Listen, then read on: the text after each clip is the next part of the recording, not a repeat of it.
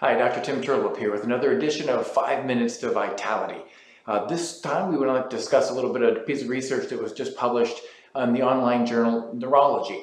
And it was actually done, a study that was performed over the course of about 3.5 to 4 years. And it was done at Oxford University in England. And what they looked at was sleep and the size of our brains over time.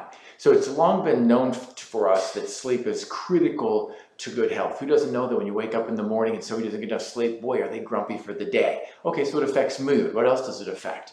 Well, we know that lack of sleep actually affects immune function. So those who actually get less sleep also experience greater infections, greater colds, flus, and that sort of thing. We know there's linkage between lack of sleep and cardiac disease. We know there's linkage in studies between absence of sleep or paucity of sleep and being overweight.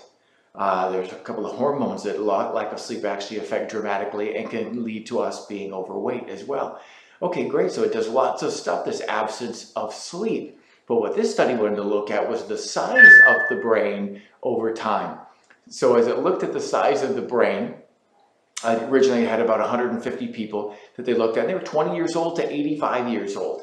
And they took measurements, they took an MRI of the brain and looked at it. And then 3.5 years on average later, they followed up with all these people and did sleep questionnaires and studies to see what was going on. They had the pre-questionnaire, the post-questionnaire. And what they looked at 3.5 years later was that about 35% of these people had significant disruption to their sleeping patterns.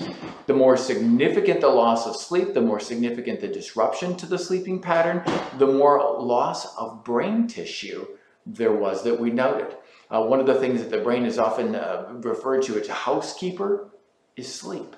It nourishes the brain, it cleanses the brain. We know that even lack of sleep will increase protein deposition in brain cells. And we also know that lack of sleep is associated with dementia and even Alzheimer's disease. Alzheimer's is also associated with certain plaquing, it's called, of protein deposition in brain tissue. So there's connectivity there on lots of different levels. So one of the things that we here at our office, we work with our patients, that we talk about is one of the 5 pillars of health is rest.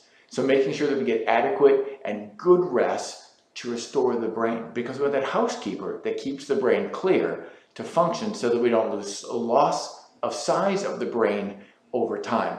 Critical that we stay on top of it. If you'd like to learn more and read a little bit more about it, our website, we have a blog actually that's specifically dedicated to this as well at drterlep.com. So if this is good, terrific. If you want to read more, please do, and look forward to seeing you next time.